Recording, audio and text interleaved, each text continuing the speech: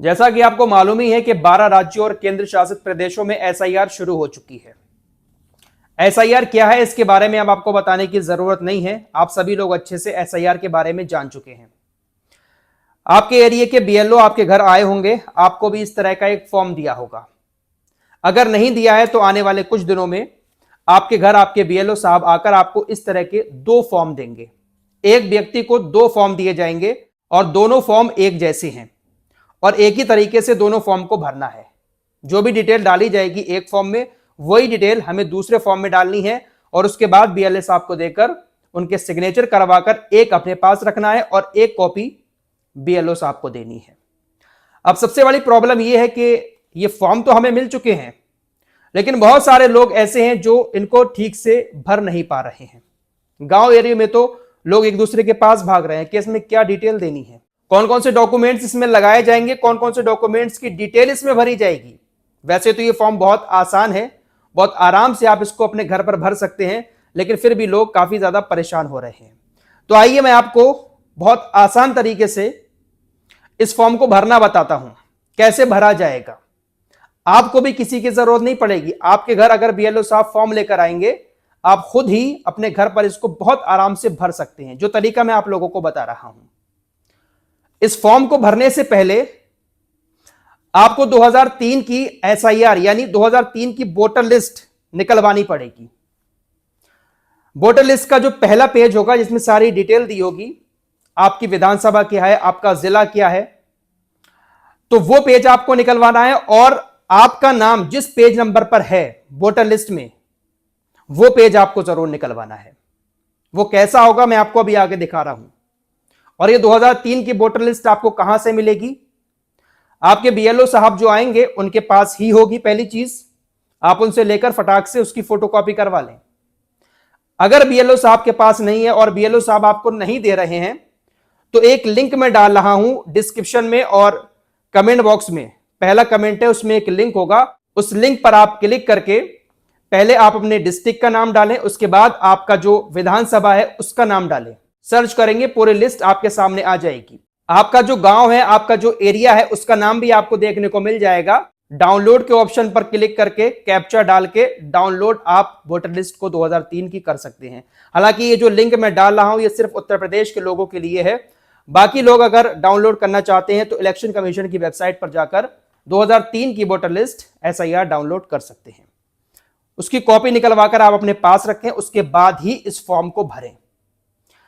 एक और जरूरी बात, फॉर्म भरने से पहले आप अपने इस फॉर्म की फोटोकॉपी जरूर करवा लें, क्योंकि अगर यह फॉर्म भरते टाइम गलत हो गया तो आपको दोबारा दूसरा फॉर्म नहीं मिलेगा। क्योंकि ये जो फॉर्म आ रहा है ये हमारे फोटो के साथ आ रहा है, जो हमारा फोटो पुराना वाला वोटर लिस्ट में था उसी फोटो के साथ और हमारे नाम के साथ आ रहा है। अगर यह गलत हो जाता है तो दूसरा फॉर्म आपको नहीं मिल पाएगा। इसलिए इसको भरने से पहले कम से कम 2 फोटोकॉपी जरूर निकलवाकर एक्स्ट्रा रख लें। अगर एक गलत हो जाता है फॉर्म तो हम दूसरे फॉर्म को ठीक से भर सकें। आइए अब मैं आपको इसको भरना सिखाता हूं। भरना कैसे है, कुछ इस तरीके का फॉर्म देखने को मिलेगा।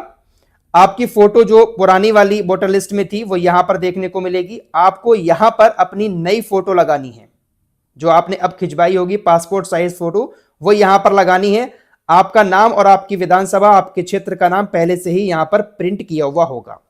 तो सबसे पहले आपको अपनी यहां पर डेट ऑफ बर्थ लिखनी है, जन्म तिथि। उसके बाद दूसरे ऑप्शन में आपको आधार संख्या लिखनी है। वैसे तो ये ऑप्शनल है, लिखेंगे तब भी सही है, नहीं लिखेंगे तब भी कोई बात नहीं है। तो आप यहां पर अपने आधार नंबर जरूर लिख दें। उसके बाद मोबाइल नंबर डालें अपना। फिर आप अपने पिता का नाम यहां पर डालें। पिता का नाम डालने के बाद अब यहां पर जो कॉलम है इसमें काफी लोग कंफ्यूज हो रहे हैं। पिता अभिभावक का ईपीआईसी संख्या यदि उपलब्ध हो। अब ये ईपिक नंबर क्या है ये जानना बहुत जरूरी है। आपके जो फादर हैं, आपके जो पिताजी हैं, उनको भी इस तरह का एक फॉर्म मिला होगा।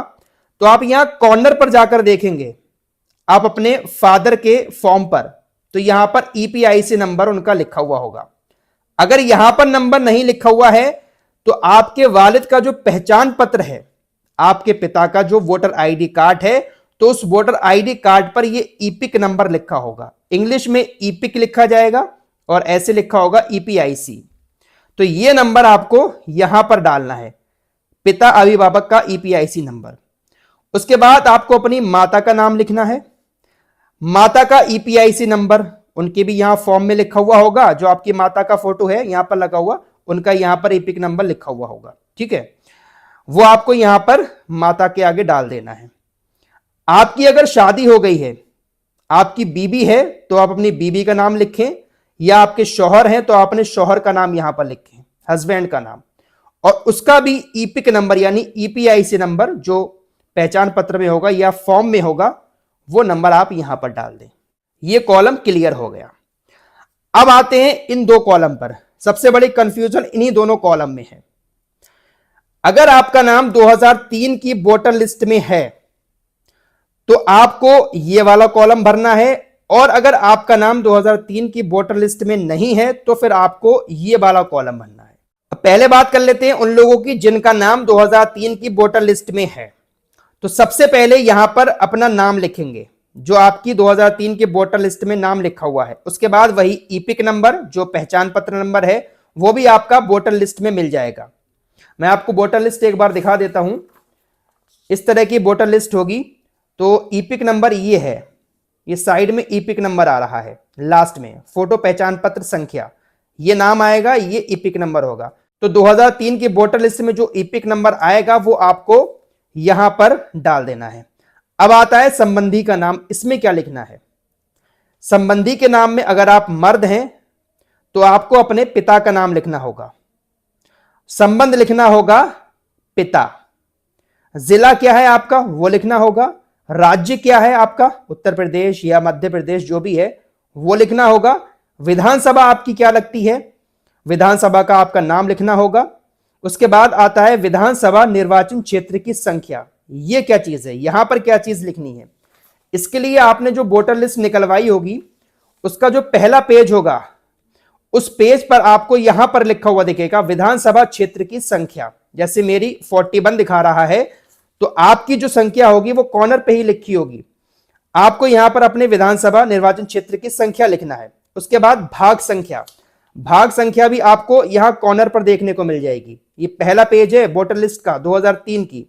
आपकी जो लिस्ट होगी आपका यहां पर भाग संख्या कुछ और हो सकता है, तो आपको यहां पर भाग संख्या लिखनी है। उसके बाद क्रम संख्या, क्रम संख्या में आपको अपना नाम ढूंढना है कि आपका नाम कौन सा है, और उसके बाद ये जो क्रम संख्या लिखी है ऊपर, ये क्रम संख्या है। आपके नाम के आगे जो भी क्रम संख्या होगी वो आपको इस क्रम संख्या के कॉलम में लिख देनी है। बस आपको इतना ही करना है, ये कॉलम नहीं भरना है अगर आपका नाम 2003 की वोटर लिस्ट में है। और अगर आपका नाम 2003 की वोटर लिस्ट में नहीं है तो फिर आपको ये कॉलम छोड़कर ये वाला कॉलम भरना होगा। जैसे मैं अपना एग्जांपल लेता हूं कि मेरा नाम 2003 की वोटर लिस्ट में नहीं है, तो मैं अपने पापा का नाम इस कॉलम में भरूंगा, क्योंकि मेरे पापा का नाम 2003 की वोटर लिस्ट में है। तो सबसे पहले मैं अपने पापा का नाम यहां पर लिखूंगा, उसके बाद उनका ईपिक नंबर लिखूंगा, उसके बाद संबंधी का नाम, यहां पर मैं अपने दादाजी का नाम लिखूंगा यानी पापा के पिताजी का नाम, और उसके बाद संबंध क्या आएगा पिता, यानी दादाजी हमारे पापा के पिताजी हुए, तो संबंध में पिता आएगा। जिला लिखा जाएगा, राज्य का नाम लिखा जाएगा, और वही विधानसभा क्षेत्र का नाम। उसके बाद यही मैंने आपको अभी यहां बताया था जो निर्वाचन क्षेत्र की संख्या, भाग संख्या और ये क्रम संख्या। तो ये कॉलम भी ऐसे ही भरा जाएगा। तो सेम ऐसे ही दोनों कॉलम भरे जाएंगे। अगर आपका नाम 2003 में है तो ये वाला कॉलम भरें, और नहीं है तो अपने पापा की डिटेल इस कॉलम में भरें।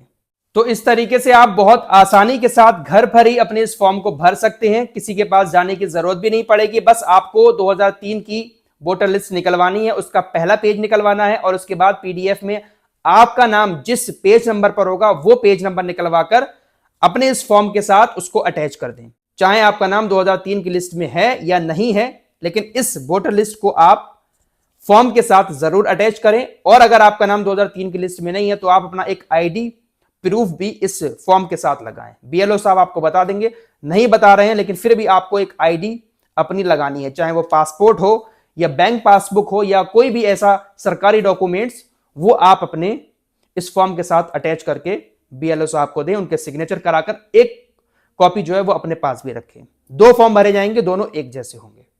तो बहुत आसान है, किसी के पास जाने की जरूरत नहीं है, और इसको भरना बहुत जरूरी है, इसको हल्के में ना लें, बहुत जरूरी है इसको भरना। अगर आप इसको नहीं भरेंगे तो हो सकता है कि आपका नाम वोटर लिस्ट में ना आए, हो सकता नहीं है आएगा ही नहीं, और अगर नाम नहीं आएगा तो शायद आपको अपनी नागरिकता साबित करने में भी दिक्कत आ सकती है। इसलिए इस फॉर्म को हल्के में ना लें, जरूर भरें। कोई भी और दिक्कत आती है तो आप लोग कमेंट बॉक्स में पूछ सकते हैं।